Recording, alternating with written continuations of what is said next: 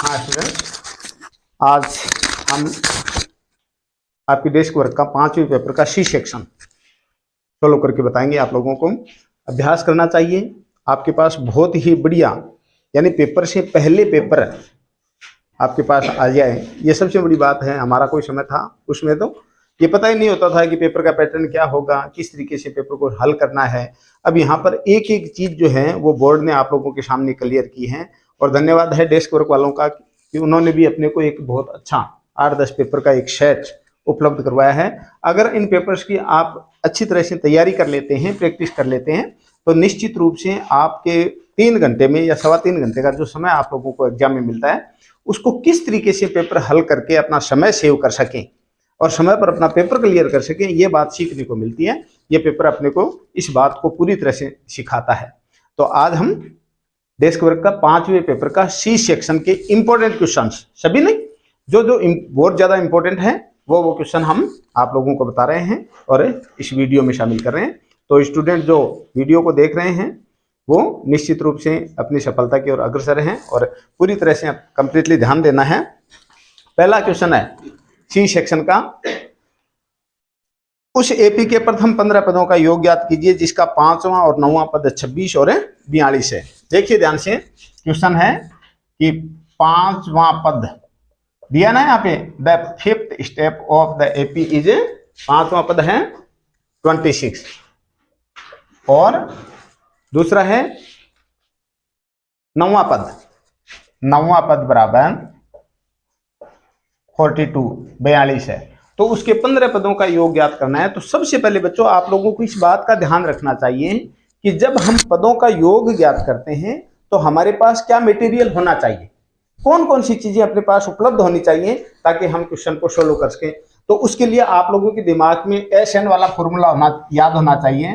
SN यानी पदों का योग ज्ञात करेंगे। कितने पदों का योग ज्ञात करना है? 15 पदों का।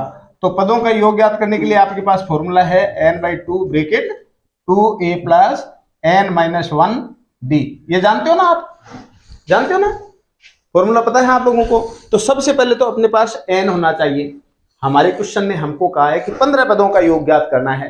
It means the total number of AP is 15। 15 है। ए का मतलब प्रथम पद और डी का मतलब सार्वधातुक। तो हमारे पास ना तो ए है और ना ही डी है। तो पहले हम ए और डी फाइंड कर लें। वो कैसे फाइंड होगा? 5वां पद, आप जानते हो कि किसी एपी का अंतिम पद निकालने का फॉर्मूला क्या होता है? a plus n-1 d equal to an। ये फॉर्मूला है ना, या an equal to a plus n-1 d, कैसे भी लगा सकते हो आप, कोई दिक्कत नहीं है। क्योंकि यहाँ पर मैंने इसलिए लगाया है ऐसे कि an की वैल्यू 26 और an की वैल्यू 42 दे रखी है। तो यहाँ पर पहला पद ज्ञात नहीं है। पदों की संख्या कितना है? 5वां पद। इसमें इट मीन्स 5 माइनस 1 और डी की वैल्यू फाइंड नहीं है, an की वैल्यू 26 है। तो यहाँ पर देखिए, इसको आप सीधा भी a plus 4d equal to 26 कर सकते हो। ये हमारी इक्वेशन नंबर फर्स्ट है। दूसरी इक्वेशन में ये कह रहा है कि 9वां पद 42 है। तो इसको मैं ऐसे लिख दूं ना, a plus 8d equal to 42। 9वें पद का मान यही तो आएगा, यानी 9 माइनस 1 8 हो जाएगा। 8 में से 8 को d से मल्टीप्लाई करेंगे तो 8d हो जाएगा। यह होगी समीकरण नंबर 2। अब 1 और 2 को अगर हम यहाँ घटाएं, क्या नाम लिखें? घटाने पर, क्योंकि दोनों समीकरणों को मिलाएंगे ना तो अपने को a और d की वैल्यू फाइंड हो जाएगी। यहाँ पर घटाने का नाम सुनते नीचे की चेंज हो जाएंगी। आपकी तीसरी एक्सरसाइज जो द्विपदीय समीकरण है उससे x और y की वैल्यू फाइंड करने का ये तरीका है ना, विलोपन विधि। उस विलोपन विधि से हम एक पद को विलोपित कर रहे हैं यहाँ पे। तो ये पद कैंसिल हो गया। इसमें से इसको माइनस करेंगे तो 4d इक्वल टू, इसमें से इसको माइनस करेंगे तो कितने आएंगे? 24। कितने? सॉरी 12 में से 16 आएगा। कितने? 16 माइनस का, और d इक्वल टू -16 डिवाइड बाई -4। तो ये कितने, d की वैल्यू कितनी आ गई? 4 आ गई। क्लियर है ना यहाँ तक? अब d की वैल्यू 4 अगर आप किसी भी समीकरण में पुट करते हैं, चाहे वो समीकरण 1 में रखें चाहे समीकरण 2 में रखें, तो आपके सामने a की वैल्यू आ जाएगी। d बराबर 4 समीकरण 1 में रखने पर। समीकरण 1 में रख दूं क्या सीधा? ये पूरा डिटेल में इसलिए ले रहा हूं कि परीक्षा में आपको कंफ्यूजन ना हो। समीकरण 1 में रखने पर समीकरण 1 थी a plus 4d equal to 26। a की वैल्यू कितनी आई है? 4, सॉरी d की वैल्यू 4 है, कितनी है? 4 equal to 26। a plus 16 equal to 26, तो a की वैल्यू कितनी आ गई? 16 में से 26 में से 16 को माइनस करेंगे तो a की वैल्यू कितनी आ गई? आ गई ना 10। अब देखिए ये a की वैल्यू है, ये हमारे पास d की वैल्यू है, और पदों का मान कितना है? पद संख्या कितनी है? 15 पदों का योग ज्ञात करना है। इसका मतलब n की जगह पर हम 15 को पुट कर देंगे। तो यहाँ पे देखिए 15/2 ब्रैकेट 2 गुणा a की वैल्यू कितनी आई है? 10 प्लस n की वैल्यू कितनी है? 15 माइनस 1, और d की वैल्यू कितनी है? 4।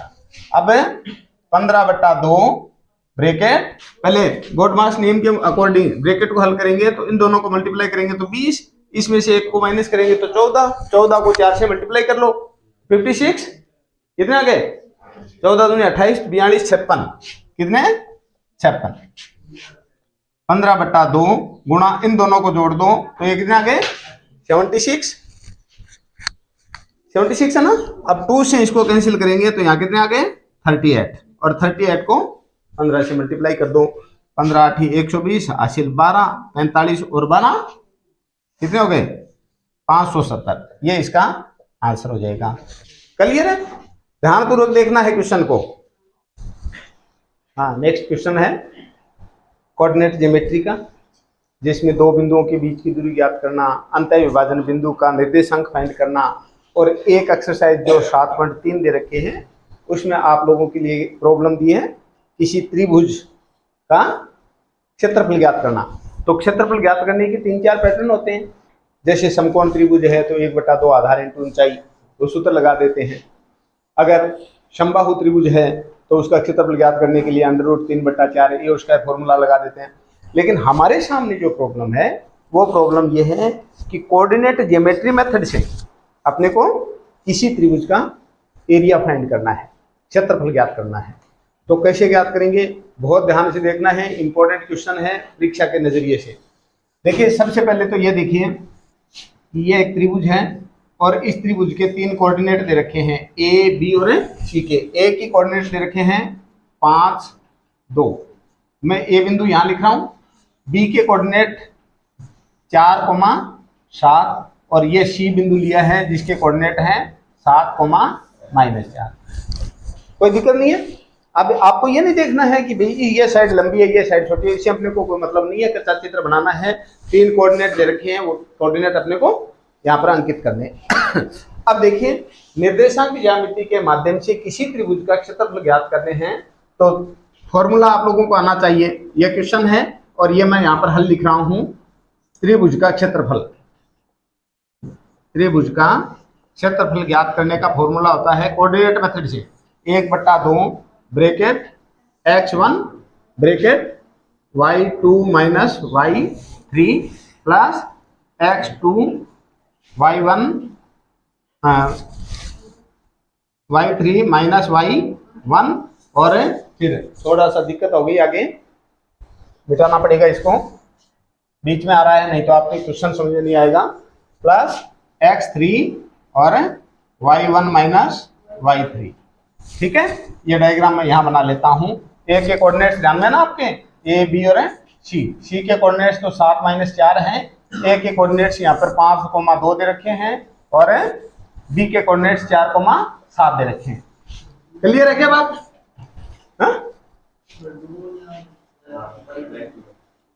y2 बिल्कुल y2। हाँ देखिए, फॉर्मूला अगर किसी बच्चे की प्रॉब्लम रहती है फॉर्मूला फाइंड करने में या फॉर्मूला हल करने में या रटने में, परीक्षा के दौरान ये डर रहे मन में कि कहीं मैं भूल ना जाऊं, तो थोड़ा सा आपको ध्यान में रखना है। यहां से चलना है आपको। ये x1 है, ये y1 है, ये x2 है, ये y2 है, ये x3 और ये y3 है। यहां से चलो आप। अगर आप x1 को ले रहे हो, x1 को आप ले रहे हो तो अगले स्टेप में y2 को और y3 को लेना है। किसको?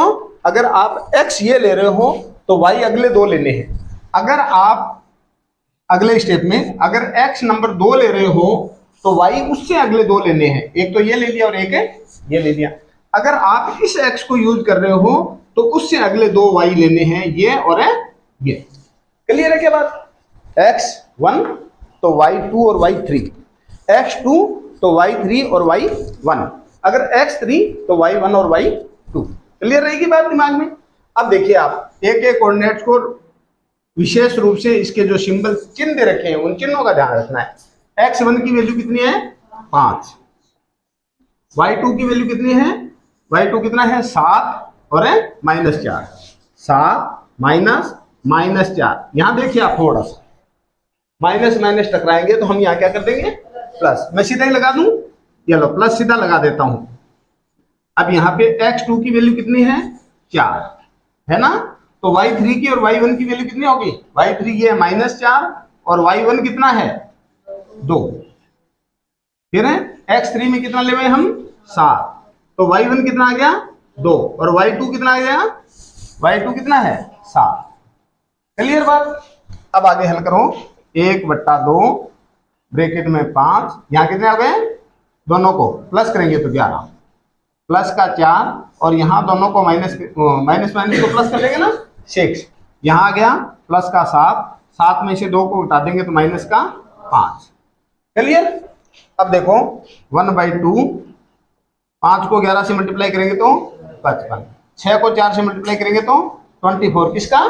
माइनस का, और 7 को इससे मल्टीप्लाई करेंगे तो कितने आएंगे? माइनस के 35। अब 1/2 ब्रैकेट 25 और ये कितने हो गए? 9। चलो माइनस में आ रहा है इसकी वैल्यू, माइनस में संभव नहीं है, कहीं कहीं गलती हुई है। किसी भी डायग्राम का एरिया हम माइनस में फाइंड नहीं कर सकते, इट मीन्स कहीं ना कहीं अपने से गलती हुई है। देखना इसको।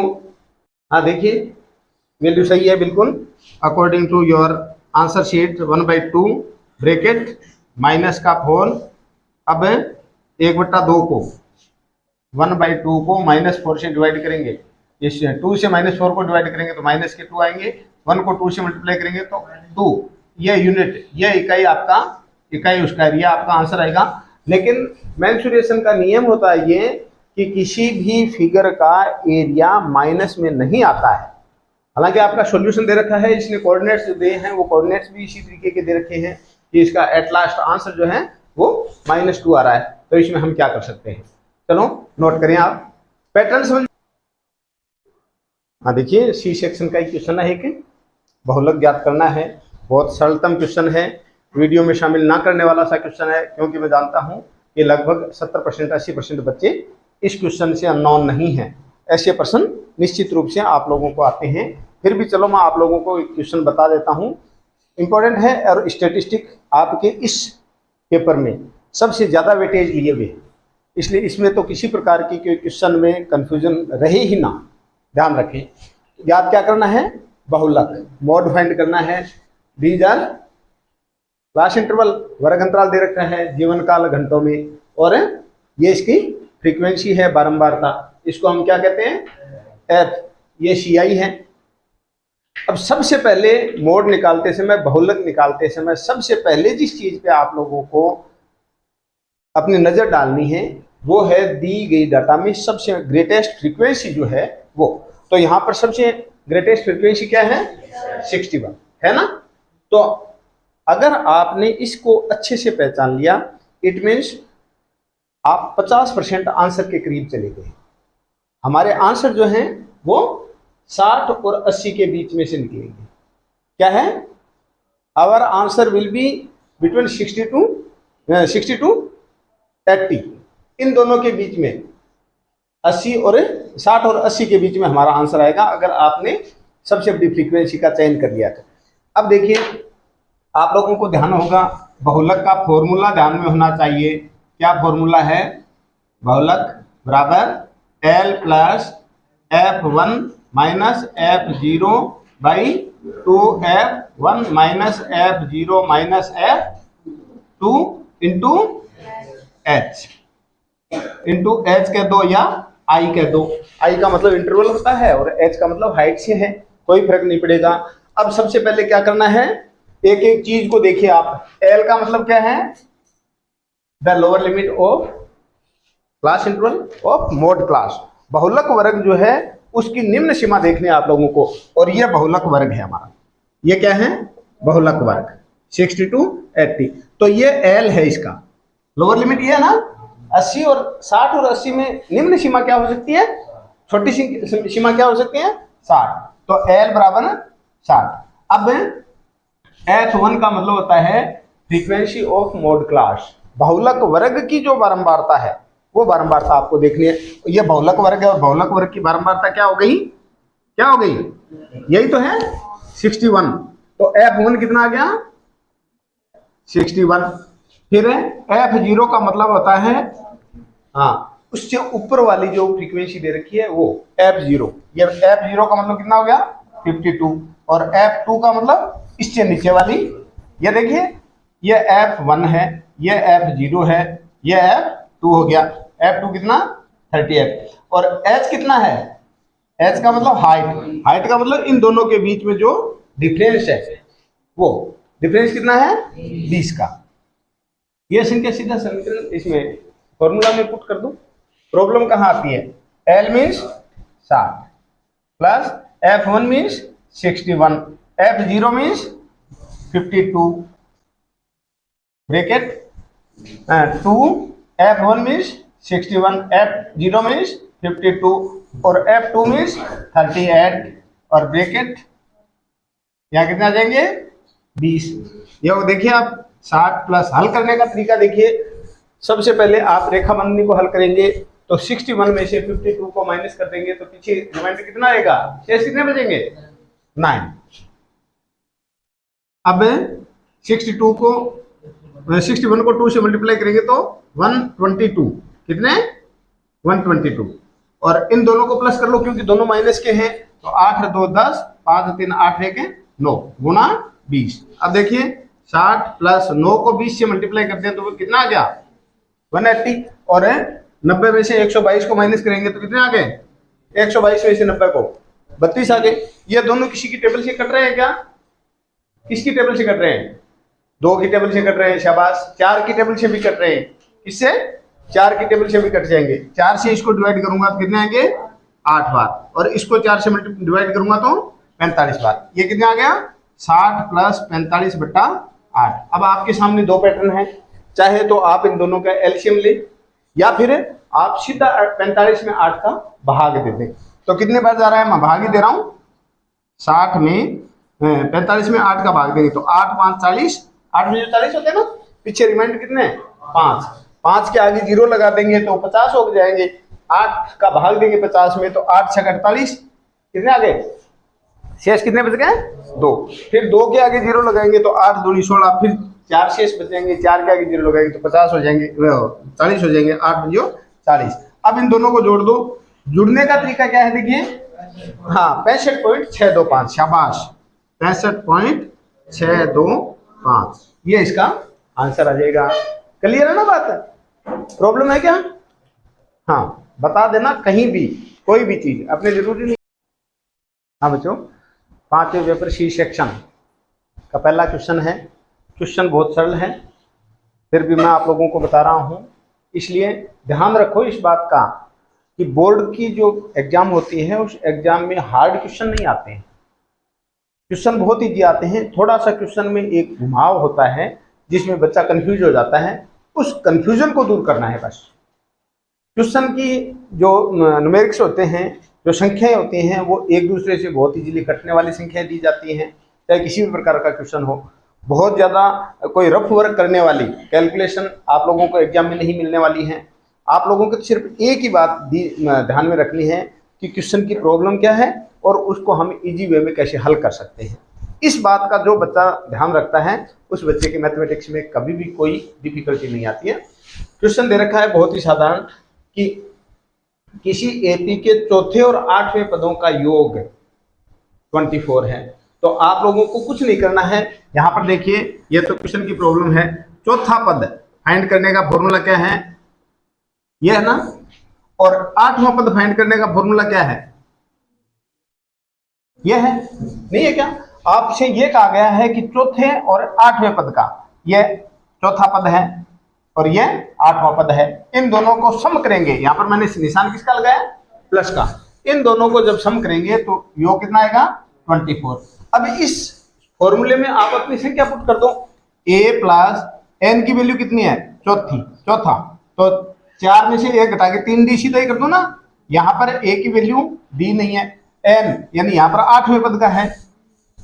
कौन से का है? 8वें पद का, तो यहाँ 7d कर दो ना, यानी 8 माइनस 1 7 हो गए ना, 7 को d से मल्टीप्लाई करेंगे 70 आएगा।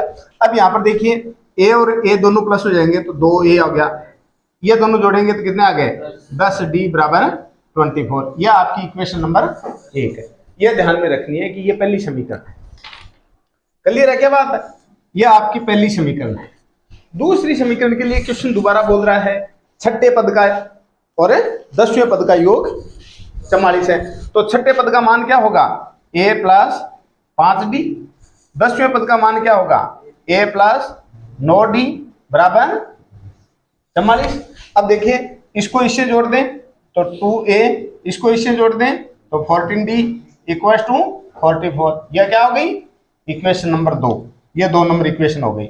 आप कॉमन लेकर के इसको संख्या को छोटा भी कर सकते थे, लेकिन छोटा करने की आपने आवश्यकता नहीं है। यहाँ पर देखिए मैं समीकरण को दोबारा लिख रहा हूं, 2a प्लस 10d बराबर 24, और यहाँ है दूसरी समीकरण है 2a प्लस 14d बराबर 44, है ना? पहली समीकरण और ये दूसरी समीकरण। यहाँ क्या लिख दूं? घटाने पर, घटाने का नाम सुनते नीचे के चिन्ह बदल जाएंगे। ये देखिए क्वेश्चन का वो सेकंड पार्ट है, ये कैंसिल हो गया। 14 में से 10 को घटाएंगे तो कितने आएंगे? माइनस का 4d, और इसमें से इसको घटाएंगे तो कितना आएगा? माइनस के 20। कितने आ गए? अरे 24 में से माइनस के 44 घटाएंगे तो माइनस के 20 आएंगे ना, और d बराबर कितना हो गया? माइनस का 20 बटा माइनस का 4, यानी माइनस से माइनस कैंसिल हो गया तो 5 आ गया। d बराबर 5 समीकरण 1 में रख दो आप। समीकरण 1 क्या बनी थी? समीकरण 1 में पुट करेंगे तो समीकरण 1 क्या है? 2a प्लस 1 में रख दो चाहे 2 में रख दो, कोई फर्क नहीं पड़ना उससे, आपको जो सरल लगे उसमें रख दो। 2a प्लस 10d बराबर 24, ये ना आपको मेथड आता है ना तीसरी प्रश्नावली का, विलोपन विधि और प्रतिस्थापन विधि, वो विधि हम यहाँ काम में ले रहे हैं। 2a की वैल्यू कितनी आई है? निकालनी है। d की वैल्यू कितनी है? 5 बराबर 24।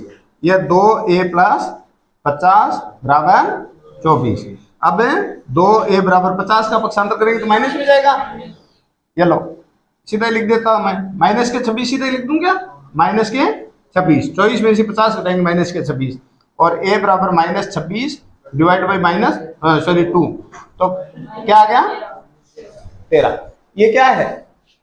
ये a है, और d कितना है? यह आपका d आया है, यह आपका a आया है। सामने वाले ने कहा है कि AP लिखनी है, आपको क्या लिखना है? AP, अर्थमेटिक प्रोग्रेशन लिखनी है, समांतर श्रेणी लिखनी है। तो सबसे पहले आप पहला पद लिखिए माइनस का 13, दूसरा पद कितना बड़ा है? 5 बड़ा है, तो क्या आएगी दूसरी नंबर है? माइनस के 8। शाबाश, 13 से 5 बड़ा माइनस 8 होता है, और माइनस 8 से 5 बड़ा माइनस का 3 होता है, माइनस 3 से 5 बड़ा प्लस का 2 होता है, और फिर 5 जोड़ेंगे तो 7। ये देखिए, ये जिस बच्चे के ध्यान में रहेगी वो इसको आराम से हल कर सकता है। क्वेश्चन को याद रखना है, 13 से माइनस का 8 छोटा है। चलो आज के वीडियो में हम इतना ही शामिल करेंगे। सभी स्टूडेंट्स को एक ही बात करनी है कि अगर टीचिंग अच्छी लगी है तो चैनल को सब्सक्राइब जरूर करना, और वीडियो को अपने दोस्तों के साथ शेयर करना, वीडियो को लाइक करना। धन्यवाद सभी बच्चों।